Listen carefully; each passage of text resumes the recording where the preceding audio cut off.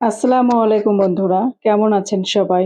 আশা করি আল্লাহর অশেষ রহমতে সবাই ভালোই আছেন। তো কাছে বা দূরে যে যেখান থেকে আমার এই ভিডিওটি দেখছেন, তাদের সবার প্রতি শ্রদ্ধা এবং ভালোবাসা জানিয়ে নতুন একটি ভিডিও নিয়ে আসছি আপনাদের মাঝে। তো আজকে আমি রান্না করে দেখাবো দেশীয় স্টাইলে আলু দিয়ে গরুর মাংসের ঝোল। তো সহজ উপায়ে কিভাবে রান্না করা যায় তা সহজভাবে আমি দেখানোর চেষ্টা করছি। তো কড়াইতে আমি প্রথমে একটু তেল দিয়ে দিয়েছি। তারপরে দিয়ে দিয়েছি ৪ টা লবঙ্গ, ২ টা তেজপাতা ছিঁড়ে দিয়েছি আর ২ টা দারুচিনি। দিয়ে আমি তেলে দিয়ে দিয়েছি। তারপরে ২ কাপ পরিমাণে পেঁয়াজ দিয়ে দিলাম। তো পেঁয়াজটা বেশি ব্রাউন করব না। হালকা একটু শুধু নরম হওয়া পর্যন্ত পেঁয়াজটা একটু তেলে গরম করে নিব। তারপরে আমি দিয়ে দিচ্ছি এখানে ১ কেজি পরিমাণে গরুর মাংস। আজকে আমি ১ কেজি গরুর মাংস দিয়ে এই গরুর মাংসের রেসিপিটা দেখাবো আপনাদেরকে। তো ১ কেজি গরুর মাংসের জন্য কতটুকু মসলা লাগে, কতটুকু পানি লাগবে আর কিভাবেই বা রান্না করবেন তার পুরো প্রণালীটি দেখাবো। তো নতুন যারা রাঁধুনি আপু আছেন তাদের জন্য আসলে অনেক হেল্পফুল হবে আমার এই ভিডিওটি। তো আশা করি ভালো লাগবে আপনাদের কাছে। তো আমি এখন দিয়ে দিচ্ছি একে একের মসলা। আমি দিয়ে দিচ্ছি ১ আদা, জিরা এবং রসুন আমি যে একসঙ্গে বেটে রাখি, সেই মসলাটা আমি ৩ টেবিল চামচ পরিমাণ দিয়ে দিচ্ছি। আর দিয়ে দিচ্ছি লবণ। আর লবণটা আপনারা এখানে বাড়িয়ে বা কমিয়ে দিতে পারেন। এখানে লবণ, মরিচ আ আসলে ঠিক পরিমাণ বলা যায় না। একেকজন একেক রকমের খেতে পছন্দ করে।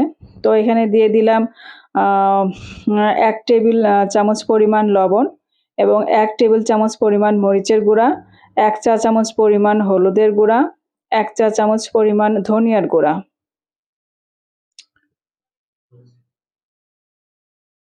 আর এই যে চা চামচের ৪ ভাগের ১ ভাগ দিয়ে দিচ্ছি সাদা এলাচের গুঁড়া। এখন দিয়ে দিচ্ছি উম আপনার গোলমরিচের গুঁড়া।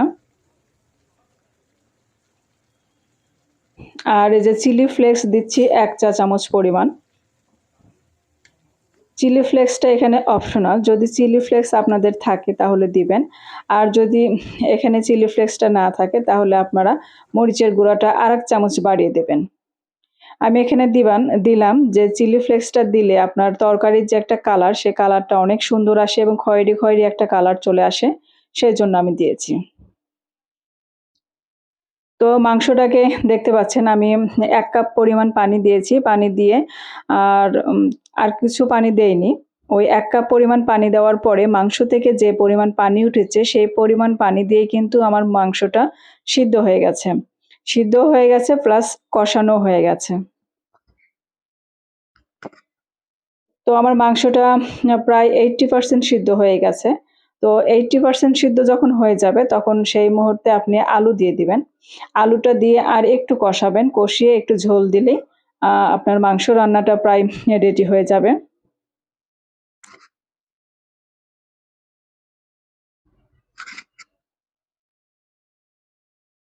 তো আমার এই সহজ রেসিপিগুলো কার দেখতে ভালো লাগে, প্লিজ একটা সাবস্ক্রাইব করে দিবেন এবং বেল আইকনে ক্লিক করবেন যেন পরবর্তী ভিডিও ছাড়ার সঙ্গে পৌঁছে যায় সবার আগে আপনার কাছে। আর এখন এই যে আমি দিয়ে দিচ্ছি জয়ফল এবং জয়িত্রীর গুঁড়া। জয়ফল দিয়ে দিচ্ছি ৪ ভাগের ১ ভাগ। আর জয়িত্রীও তাই, জায়ফলও তাই। জয়ফল এবং জায়িত্রী কম পরিমাণে দেওয়ার চেষ্টা করবেন। এই দুটোর পরিমাণ যদি বেশি হয়ে যায় তাহলে একটু গলা জ্বালা ভাব হবে। গলার কাছে একটু জ্বালা করবে আরকি। তো এই যে দেখতে পাচ্ছেন আমার মাংসটা কিন্তু প্রায় হয়ে গেছে। তো আমার এই রেসিপিটি আপনারা বাসায় একদিন ট্রাই করবেন। ট্রাই করার পরে কেমন হলো কমেন্টে অবশ্যই জানাবেন। আর যদি কোনো রেসিপি সহজভাবে আপনারা দেখতে চান তাহলে সেই রেসিপিটির নাম উল্লেখ করে আমাকে কমেন্ট করবেন। অবশ্যই পরবর্তীতে আপনাদের সেই রেসিপিটি দেখানোর চেষ্টা করব আমি। আমি কোনো রেসিপি আ আসলে কঠিন করে দেখানোর চেষ্টা করি না। খুব সহজভাবে ঘরোয়া মসলায় কিভাবে রান্না করা যায় সেভাবেই রান্না করতে পছন্দ করি এবং আপনাদেরকে আমি সেটাই দেখিয়ে থাকি। তো এখন আমি দিয়ে দিচ্ছি ঝোল। তো আপনি ঝোলটা কি পরিমাণে দিবেন আরকি, কি পরিমাণে খেতে পছন্দ করেন তো সেই অনুযায়ী পানিটা দিবেন। আমি এখানে দিয়েছি ২ কাপ পরিমাণে পানি। মানে ঝোলটা আমি একটু ঘন, ঘন রাখবো, বেশি পাতলা করব না। আর যদি আপনারা পাতলা খেতে পছন্দ করেন তাহলে ওখানে আপনি আ আরেক কাপ পানি বাড়িয়ে দিতে পারেন।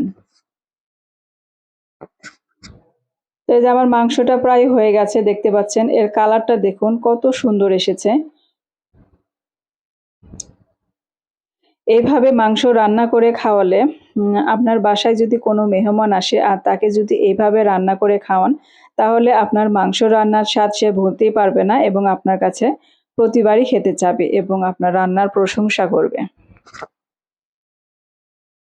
তো আমার এই পুরো ভিডিওটি দেখার পরে যদি আপনাদের ভালো লেগে থাকে তাহলে প্লিজ একটা লাইক দিবেন এবং ফ্যামিলি এবং ফ্রেন্ডস এর মাঝে শেয়ার করে দিবেন। আপনাদের একটা লাইকই পারে আমাকে পরবর্তীতে নতুন কোনো ভিডিও নিয়ে আসার জন্য। তো এই যে দেখতে পাচ্ছেন বাটিতে আমি তুলে নিচ্ছি। এর কালারটা এত সুন্দর এসেছে আসলে ক্যামেরায় কেমন দেখা যাচ্ছে জানি না।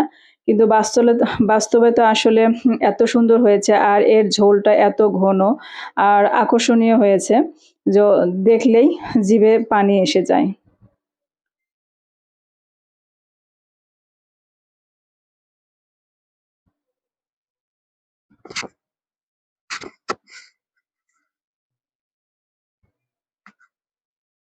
তো বন্ধুরা আর বেশি কথা বলব না। সবাই ভালো থাকবেন, সুস্থ থাকবেন। আল্লাহ হাফেজ।